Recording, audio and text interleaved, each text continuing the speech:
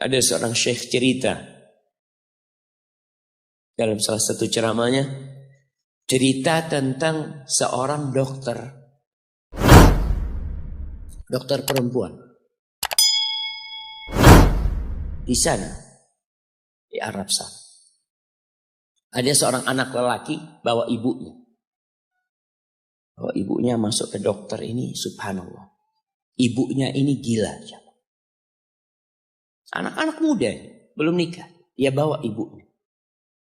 Nanti ibunya tersenyum sendiri, ketawa sendiri. Masuk ke ruang dokter itu, mejanya dokter diputerin sama ibunya. Anaknya minta maaf, ya dok, kata dia. Sekali-kali nanti ngeliat di televisi dokter itu, ada gambarnya Ka'bah. Ibunya ngomong, nak kau, bukan nak ngomong, kamu bohong Mat. Mat kau bohong sama ibu, katanya mau dibawa umroh ibu, kata dia. Nanti diludahin anaknya, digigit anaknya. Nanti kerudungnya ibunya terbuka, dipasangin lagi.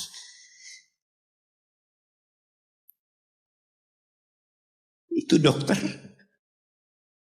tanya sama anaknya, ini siapa? Ibu anak, kata dia. Sejak kapan dia seperti ini? Sejak lahir. Loh, terus gimana engkau bisa lahir? Iya, sama kakek anak, ibu anak dinikahkan. Tapi 10 bulan diceraikan. Ya karena seperti ini, Pak. Anak lahir dari rahim ibu. Dan seperti ini kan? Iya, kata dia. Engkau berbakti sama dia, kata dia. Dia kan gak kenal sama engkau. Iya, dia gak tahu sama anak. Tapi Allah tahu kalau dia ibu anak kan. Allah tahu kalau dia ibu anak. Anak harus berbakti.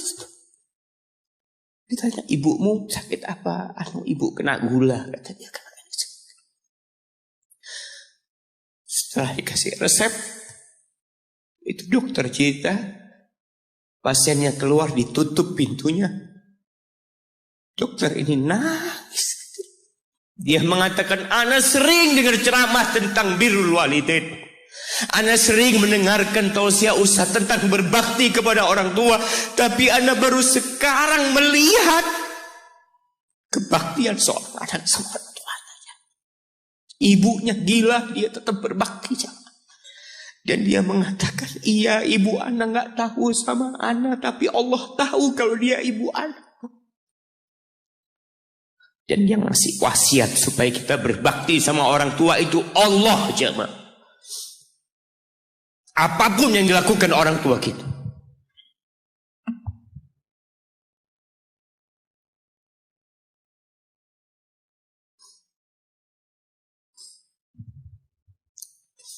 Apalagi ibu. Allah katakan hamalathu ummuhu kurha wa wada'athu kurha. Ibu kita, hamil kita itu dalam kondisi yang sulit.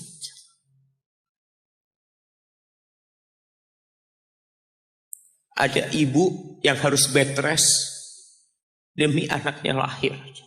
Demi kita lahir, ibu kita itu bed rest.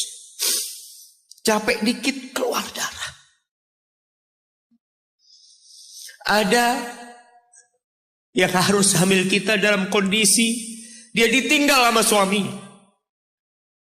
Dia harus cari nafkah sendiri. Ada yang harus muntah-muntah demi kita. Allah. Lalu kita berdiri buat ibu kita. Capek. Diceritakan seorang. Ya kita semua tahu ceritanya. Tentang 3 orang yang masuk ke dalam gua.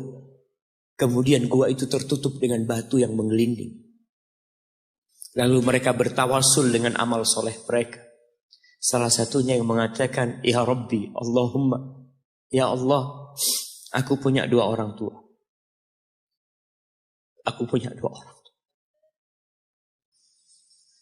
Yang aku senantiasa memberikan susu kepada keduanya sebelum keluarga yang lain minum susu. Dia sudah menikah, dia punya istri, punya anak. Pada suatu hari, ya Allah, aku kejauhan cari rumput, sehingga aku balik dalam kondisi orang tua sudah tidur. Maka aku pereskan susu buat keduanya, ya Allah. Allah tahu, tapi dia mau cerita sama Allah. Dia ingin tawasul dengan amal soleh dia. Lalu aku taruh di wadah. Aku datang ke bapak ibuku, mereka tidur. Maka aku berdiri di hadapan kedua. Jamaah, bukankah bisa dia taruh di sebelah meja ibunya susu itu? Dia ambilkan meja, taruh di sana, dia bisa tidur. Dia sudah berbakti sama orang tuanya dengan seperti itu. Tapi anak ini tidak. Aku berdiri, ya Allah, aku gak ingin membangunkan keduanya. Dan aku terus berdiri, aku pegang itu susunya. Sampai mau subuh bangun, aku serahkan kepada kedua. Anak-anaknya nangis minta susu. Kata dia, lah, sampai bapak ibu aku minum. Kalian jangan minum. Kita kadang-kala sudah menikah lebih peduli sama istri kita, lebih peduli sama anak-anak kita. Nggak ada hadis yang mengatakan anak itu pintu surga, jemaah. Yang ada itu orang tua pintu surga. Kita peduli sama anak-anak kita. Beli oleh-oleh buat istrinya. Ditelepon istrinya mau apa, kepingin apa. Pernahkah engkau telepon ibumu? Tanya, Umi kepingin apa, Umi? Ana lagi dalam perjalanan, Umi. Jamaah, itu anak, Masya Allah, dia berdiri. Kenapa dia kuat, jamaah? Karena dia tahu Allah yang nyuruh dia berbakti. Mungkin tidak ada yang melihat berdirinya dia, tapi Nabi ceritakan berdirinya dia. Dari malam jamaah sampai pagi. Berapa jam dia ingat, ibuku hamil aku 9 bulan. Capek. Ana semakin tahu dengan tugas besar seorang ibu dan pengorbanan seorang ibu. Setelah Ana menikah, setelah Ana tahu bagaimana istri Ana hamil, ketika dia harus tidur gak enak, makan muntah, muntah aja, Ana melihat istri Ana sampai lemas dia. Ana ingat begini ibu Ana hamil. Lalu kita lupa, jemaah. Kita sok sukses. Mungkin engkau lebih sukses dari orang tua. Tapi kalau enggak ada bapak ibu, engkau enggak akan pernah lahir di muka bumi. Allah ceritakan ibunya hamil dia. Wa wada'athu kurha. Dan melahirkannya dalam kondisi sulit. Kadangkala perut ibu kita itu disobek. Demi kita keluar dari perut ibu kita. Antum meninggalkan luka di ibu. Itu dijahit. Kalau antum anak ketiga, Allahu Akbar. Berapa kali dibelah perut ibu kita coba. Tubuhnya jadi jelek gara-gara kita. Tapi dia nggak peduli, yang penting antum lahir dengan selamat. Kalau ibu kita dikasih pilihan, ini nggak bisa diselamatkan dua-dua. Salah satunya akan meninggal dulu. Kira-kira apa kata ibu antum? Iya, nggak apa-apa dok, selamatkan bayinya dok. Nggak apa-apa dok, biar dia lahir dok. Subhanallah. Berapa banyak ibu yang meninggal dunia ketika dia melahirkan anak. Wa hamluhu wa fisaluhu 30 syahra.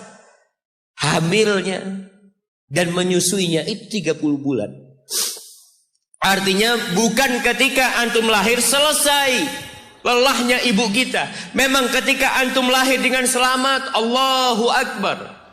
Ibu itu lupa dengan rasa sakit dia 9 bulan. Ibu itu lupa dengan jeritan dia mengeluarkan kita ketika kesakitan. Itu lupa. Dia tersenyum, dia bawa anaknya, ditaruh di dadanya. Allahu Akbar. Kalaupun ada air mata yang menetes, Itu air mata kebahagiaan orang tua dengan hadirnya kita di muka bumi ini. Lalu kita bisa berjalan. Kita nggak bisa apa-apa lahirnya. Allah rekam kebaikan ibu kita.